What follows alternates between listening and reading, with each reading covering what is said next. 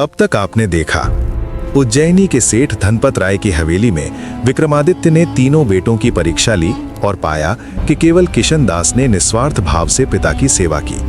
भवानी दास और उसकी पत्नी कमला देवी ने तहखाने की चाबी की नकल बनवाकर संदूक चुराने की कोशिश की थी। ये षड्यंत्र उजागर हुआ और सबके सामने माफी मांगी गई।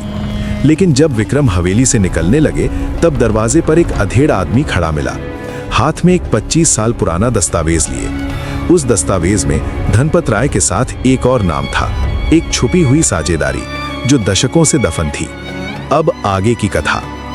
दीपक की कांपती रोशनी में वो कागज विक्रम के हाथों में था और उस अधेड़ आदमी की आंखें उनके चेहरे पर टिकी थीं, जैसे वो पढ़ना चाहता हो कि राजा के मन में क्या चल रहा है। विक्रम ने कागज एक बार और पढ़ा, फिर उस आदमी को ऊपर से नीचे देखा और कहा कि वो भीतर आए। हवेली के बड़े कक्ष में अब एक नई बैठक थी। तीनों बेटे, रमाकांत और वो अधेड़ आदमी, सब एक जगह। विक्रम बीच में थे। उस आदमी का नाम गिरधारी लाल था। उसने बताया कि वो मालवा के एक छोटे गांव धानपुर से आया है, 3 दिन की यात्रा करके। उसके पिता का नाम था रतनचंद, जो 25 साल पहले धनपत राय के व्यापारिक साझेदार थे। चंद्रसेन ने तुरंत कहा कि उसने कभी ये नाम नहीं सुना। भवानी दास ने कहा कि ये कागज नकली भी हो सकता है। विक्रम ने दोनों को चुप रहने का इशारा किया और गिरधारी लाल से कहा कि वो पूरी बात बताए शुरू से। गिरधारी लाल ने एक लंबी सांस ली। उसने कहा कि 25 साल पहले उसके पिता रतनचंद और धनपत राय ने मिलकर कपड़े का एक बड़ा व्यापार शुरू किया था। दोनों ने बराबर पूंजी लगाई थी, 5-5 हजार स्वर्ण मुद्राएं। साझेदारी का दस्तावेज बना था, दोनों की मोहरें लगी थीं। 3 साल तक व्यापार चला और खूब फला फूला। लेकिन चौथे साल एक रात धनपत राय ने अचानक सारा माल, सारी पूंजी और साझेदारी के सभी कागजात अपने नाम करवा लिए, ये कहकर के रतनचंद ने एक बड़ा घाटा छुपाया था और वे दरअसल कर्ज में डूबे हुए थे। रतनचंद ने बहुत कोशिश की, न्याय मांगा, दरवाजे दरवाजे गए, लेकिन धनपत राय उस समय नगर के बड़े व्यापारी बन चुके थे और उनके पास पैसा था। पैसे से गवाह खरीदे जा सकते हैं, पैसे से दस्तावेज बदले जा सकते हैं। रतनचंद कभी न्याय नहीं पा सके। वे गांव लौट गए और वहीं मर गए, टूटे हुए, कंगाल। गिरधारी लाल ने कहा कि ये दस्तावेज उसके पिता ने अपनी मृत्यु से पहले उसे दिया था, एकमात्र प्रमाण जो बचा था। और उसने कहा कि वो न्याय मांगने आया है, अपने पिता का हिस्सा। कमरे में एकदम सन्नाटा था। विक्रम उठे और सेठ जी के कमरे की ओर चले गए। वे अकेले गए, किसी को साथ नहीं लिया।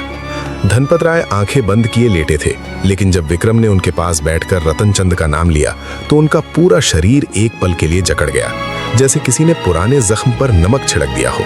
विक्रम ने धीरे से कहा कि वे सुन रहे हैं। सेठ जी ने आंखें खोली। उनमें एक थकान थी, वो थकान जो पाप छुपाने से आती है, उम्र से नहीं। उन्होंने कहा कि हाँ, रतनचंद उनके साझेदार थे और हाँ, उन्होंने जो किया वो गलत था। उन्होंने बताया कि उस वक्त उनके ऊपर कर्ज था, अपना कर्ज, जो उन्होंने रतनचंद से छुपाया था। जब व्यापार बढ़ा तो उन्होंने सोचा कि अगर रतनचंद को हिस्सा मिला तो वे खुद कमजोर पड़ जाएंगे। लालच ने उनकी आंखें बंद कर दी और उन्होंने वो किया जो उन्हें कभी नहीं करना चाहिए था। उन्होंने कहा कि उन्होंने जीवन में बहुत कमाया और इसी कमाई के बोझ तले जिया भी। लेकिन रतनचंद का चेहरा उन्हें कभी कभी रात को दिखता था, सोते में। वे जानते थे कि एक दिन ये सामने आएगा। विक्रम ने पूछा कि अब वे क्या चाहते हैं। सेठ जी ने कहा कि वे मरने से पहले वो गलती सुधारना चाहते हैं जो बन पड़े। विक्रम वापस बड़े कक्ष में आए। उन्होंने गिरधारी लाल को देखा और पूछा कि उसे क्या चाहिए। ठीक ठीक। गिरधारी लाल ने कहा कि उसके पिता की पूंजी 5,000 स्वर्ण मुद्राएं थीं। 3 साल का मुनाफा मिलाकर वो रकम कम से कम 10,000 बनती थी। वो बस अपने पिता का हिस्सा मांग रहा है, 1 पैसा भी ज्यादा नहीं। चंद्रसेन ने कड़क आवाज में कहा कि 25 साल बाद कोई आकर पुराना दस्तावेज थमा दे तो क्या वो मान्य होगा? विक्रम ने चंद्रसेन की ओर देखा और शांत आवाज में कहा कि न्याय की कोई उम्र नहीं होती। पाप 25 साल पुराना हो या 500 साल पुराना, वो पाप ही रहता है। फिर उन्होंने कहा कि वे दस्तावेज को जांचना चाहते हैं। विक्रम ने दस्तावेज को ध्यान से परखा। उज्जैनी में उनके दरबार में एक वृद्ध लिपिक था, देवदत्त, जो पुराने दस्तावेजों को पहचानने में माहिर था। विक्रम ने रात में ही उसे बुलवाया। देवदत्त आधे घंटे में आया। बूढ़ा, झुकी कमर, लेकिन आंखें शीशे जैसी साफ। उसने दस्तावेज उठाया, दीपक के पास ले गया, उसे पलटा, सूंघा और कागज की बनावट को उंगलियों से महसूस किया। उसने कहा कि ये कागज कम से कम 20-25 साल पुराना है, इसमें कोई संदेह नहीं। मोहर असली है, स्याही की बनावट उस जमाने की है जब उज्जैनी में एक खास किस्म की स्याही बनाई जाती थी जो अब नहीं मिलती। चंद्रसेन का चेहरा उतर गया। भवानी दास ने एक बार आंख उठाई, फिर झुका ली। विक्रम ने देवदत्त को धन्यवाद दिया और उसे विदा किया।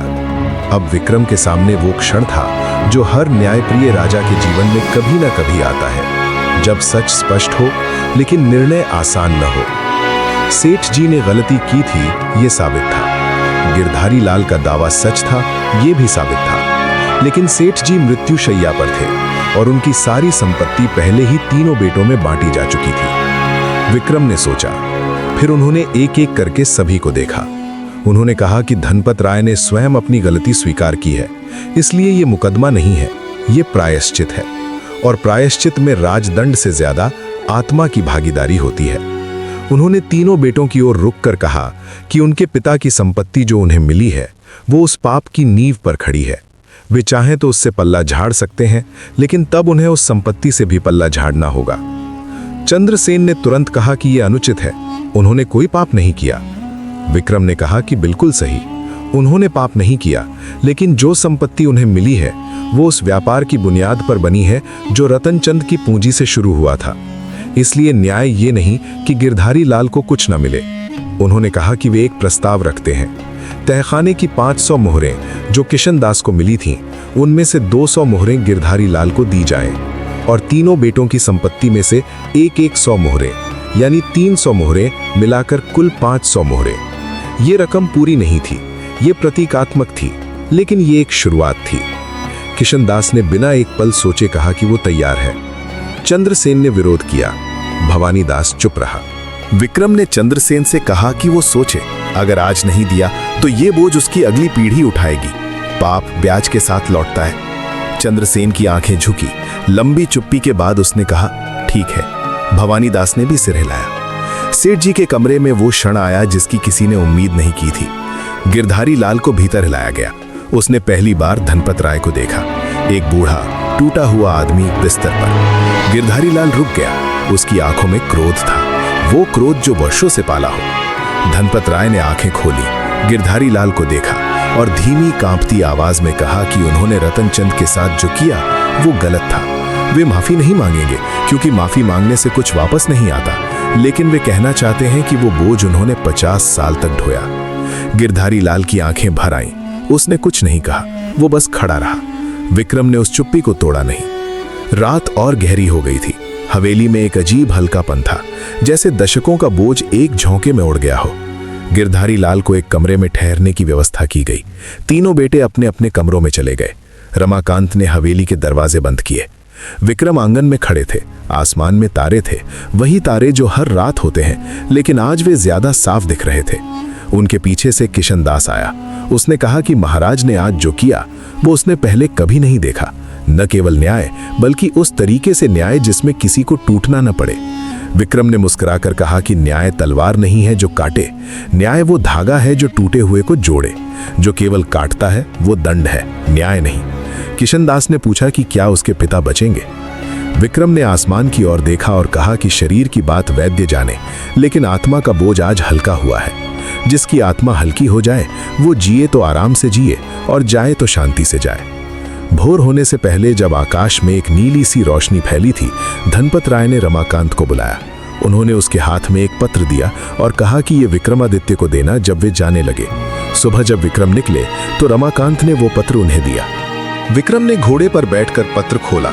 उसमें लिखा था, महाराज, मैंने जीवन में बहुत धन कमाया, लेकिन आज रात पहली बार समझ आया कि धन वो नहीं जो तहखाने में बंद हो, धन वो है जो आत्मा को चैन दे। मेरा किशन ये बात बिना सिखाए जानता था। मैं ये बात आपसे सीख कर जा रहा हूँ। आपका ऋणी धनपत राय। विक्रम ने पत्र मोड़ा और एक पल के लिए आंखें बंद की। उज्जैनी की गलियों में सुबह की रोशनी फैल रही थी। दुकानें खुल रही थी, बच्चे दौड़ रहे थे, मंदिरों में घंटियां बज रही थी। विक्रम का घोड़ा धीरे धीरे आगे बढ़ रहा था। उनके मन में वो कोरा पत्र था जो सेठ जी ने किशन दास को दिया था। कोरा इसलिए कि जो सबसे जरूरी बात होती है वो शब्दों में नहीं लिखी जाती, वो बस जी जाती है। और उनके मन में वो बूढ़ा चेहरा था, गिरधारी लाल का पिता रतनचंद, जो कभी न्याय नहीं पा सका, लेकिन जिसके बेटे को आज कुछ तो मिला। पूरा नहीं, लेकिन कुछ। और कभी-कभी कुछ ही काफी होता है अगर वो सच्चाई से दिया गया हो। विक्रम आगे बढ़ते रहे।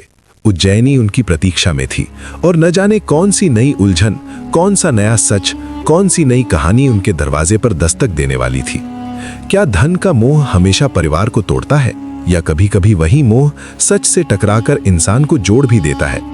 क्या गिरधारी आल को मिली वो 500 मोहरें उसके पिता की आत्मा को सच में चैन देंगी? और अगली बार जब कोई टूटा हुआ इंसान उज्जैनी के दरवाजे पर दस्तक देगा, क्या वो न्याय पाएगा या उसे भी 25 साल इंतजार करना होगा?